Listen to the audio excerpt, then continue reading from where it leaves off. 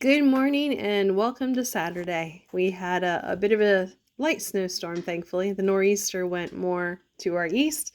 So we're at a whopping 16 degrees this morning, windy. Just did the shoveling. So here I am and going to read the next book for you. We're going to start off with Habakkuk. And again, this is probably something we're going to read all chapters today because it's only 3 chapters. So we'll get through all 3 today and then go on to the next book. So, start our morning with a little prayer. Father, as I receive and read your word, may it deeply be rooted in me so when difficulty comes, it will be your word that strengthens and encourages me. Okay, so the Book of Habakkuk. This is the first time ever reading this one again. I've never even heard of this person. So let's learn a little bit about him. So this is from the 7th century BC. The content is Habakkuk preached during the last days of Judah before its fall in 586 BC. He saw the impending doom and was troubled by 2 things: why God allowed evil to exist in the nation of Judah, and how God could use a sinful nation like Babylon to punish Judah for its sin. God answered Habakkuk's question and gave him far more than he asked, a vision of God himself. The new insight into the being of God and Habakkuk's own inadequacy gave him the courage to live through those dark days with determination and strength. The theme of this is the ultimate power of God and the need for people to trust him are the basic themes of this marvelous book. God is in control of all nations and will do what is right. The proper attitude to have toward God is trust, not doubt. When a person trusts God, the person may look beyond the unpleasant appearance of events into their deeper spiritual meaning and find strength to live no matter what happens. We do not know the future, but God does, and we can trust him fully.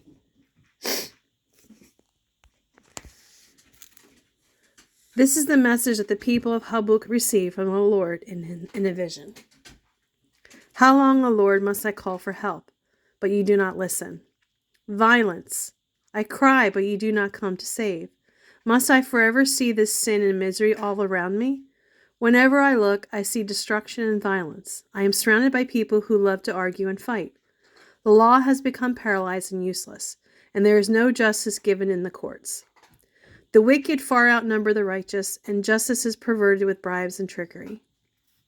The Lord's reply. The Lord replied, look at the nations and be amazed. Watch and be astounded at what I will do. For I am doing something in your own day, something you wouldn't believe even if someone told you about it. I'm raising up the Babylonians to be a new power on the world scene. They are a cruel and violent nation who will march across the world and conquer it. They are notorious for their cruelty. They do as they like, and no one can stop them. The horses are swifter than leopards. They are a fierce people, more fierce than wolves at dusk. The horsemen race forward from distant places. Like eagles, they swoop down to pounce on their prey. On they come. All of them beat on violence. The hordes advance like a wind from the desert, sweeping captives ahead of them like sand. They scoff at kings and princes and scorn all their defenses. They simply pile ramps of earth against their walls and capture them. They sweep past like the wind and are gone, but they are deeply guilty, for their own strength is in their God. Habbuk's second complaint. O Lord my God, my Holy One, you are eternal. Is your plan in all of this to wipe us out? Surely not, O Lord, our rock. You have decreed the rise of these Babylonians to punish and correct us for our terrible sins. You are perfectly just in this, but will you, who cannot allow sin in any form, stand idly by while they swallow us up? You should be silent while the wicked destroys people who are more righteous than they. But are we fish? Are we but fish to be caught and killed? Are we but creeping things that have no leader to defend them from their enemies? Must we be strung up on their hooks and dragged out to their nets while they rejoice? Then they will worship their nets and burn incense in front of them. These nets are the gods who have made us rich. They will claim. Ugh. Will they let Will you let them get away with this forever? Will they succeed forever in their heartless conquests? I will climb up into my watchtower now and wait to see what the Lord will say to me and how he will answer my complaint. Sorry, I'm on chapter 2. The Lord's second reply. Then the Lord said to me, write my answer in large, clear letters on a tablet so that a runner can read it and tell everyone else. But these things I plan won't happen right away. Slowly, steadily, surely, the time approaches when the visions will be fulfilled. If it seems slow, wait patiently, for it will surely take place. It will not be delayed. Look at the proud. They trust in themselves, and their lives are crooked, but the righteous will live by their faith. Wealth is treacherous, and arrogant are never at rest. They range far and wide, with their mouths opened as wide as death. But they are never satisfied in their greed. They have gathered up many nations and people. But the time is coming when all their captives will taunt them, saying, you thieves, at last justice has caught us with you. Now you will get what you deserve for your oppression and extortion. Suddenly your debtors will rise up in anger. They will turn on you and take all you have. While you stand trembling and helpless, you have plundered many nations, now they will plunder you. You murderers, you have filled the countryside with violence and all the cities too. How terrible it will be for you who get rich by unjust means. You believe your wealth will buy security, putting your families beyond the reach of danger. But the murders you committed, you have shamed your name and fortified your lives. The very stones in the walls of your houses cry out against you, and the beams in the challenge echo the complaint. How terrible it will be for you who build cities with money gained by murder and corruption. Has not the Lord Almighty promised that the wealth of nations will turn to ashes? They work so hard, but all in vain. For the time will come when all the earth will be filled, as the waters fill the sea, with an awareness of the glory of God. And I apologize if you hear crunching. My dogs decide to eat. They're very loud. And I didn't realize how loud they were until it's very quiet in the house. All right. How terrible it will be for you who make your neighbors drunk.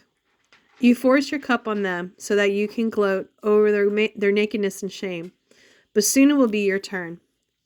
Come drink and be exposed. Drink from the cup of the Lord's judgment, and all your glory will be turned to shame. You cut down the forest of Lebanon. Now you will be cut down. You terrified the wild animals you caught in your traps. Now terror will strike you because your murder and violence in cities everywhere. What have you gained by worshiping all your man-made idols? How foolish to trust in something made by your own hands. What fools you are to believe such lies. How terrible it will be for you who beg lifeless wooden idols to save you. You ask speechless stone images to tell you what to do. Can an idol speak to God? For God. They may be overlaid with gold and silver, but they are lifeless inside. But the Lord is in his holy temple. Let all the earth be silent before him. Chapter 3. Habbuk's Prayer. This prayer was sung by the prophet Habbuk. I have heard all about you, Lord, and I am filled with awe by the amazing things you have done. In this time of your deep need, begin again to help us, as you did in your years gone by. Show us your power to save us, and in your anger, remember your mercy. I see God, the Holy One, moving across the deserts from Edom and Mount Paran. His brilliant splendor fills the heavens, and the earth is filled with his praise. What a wonderful God he is. Rays of brilliant light flash from his hands. He rejoices in his awesome power. Pestilence marches before him. Plague follows close behind. When he stops, the earth shakes. When he looks, the nations tremble. He shatters the everlasting mountains and levels the eternal hills. But his power is not diminished in the least. I see the people of Cushan and Midian trembling in terror. Was it in anger, Lord, that you struck the rivers and parted the seas? Were you displeased with them?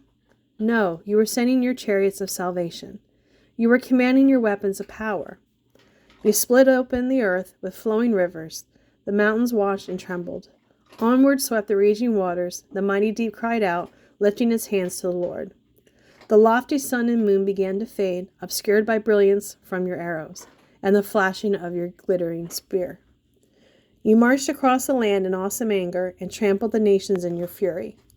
You went out to rescue your chosen people, to save your anointed ones. You crushed the heads of the wicked and laid bare their bones from head to toe. With their own weapons, you destroyed those who rushed out like a whirlwind, thinking Israel would be easy prey. You trampled the sea with your horses, and the mighty waters piled high. I trembled inside when I heard all this. My lips quivered with fear. My legs gave way beneath me, and I shook in terror. I will wait quietly for the coming day when disaster will strike the people who invade us. Even though the fig trees have no blossoms, and there are no grapes on the vine, even the olive crop fails, and the fields lie empty and barren. Even though the flocks die in the fields, and the cattle's barns are empty, yet I'll rejoice in the Lord. I will be joyful in the God of my salvation. The sovereign Lord is my strength. He will make me as sure-footed as a deer and bring me safely over the mountains. For the choir director, the prayer is to be accompanied by stringed instruments. Thank you so much for joining me today. Apparently I have to deal with cats and dogs now chasing each other. And tomorrow will be a new book, Zephaniah. So again, a new one for me as well. So I hope you have a blessed day. And if you haven't heard Today You Matter, just always remember that you are loved and you are cared for. Because I know there's days I want to hear that myself. So have a beautiful weekend, and I'll see you tomorrow.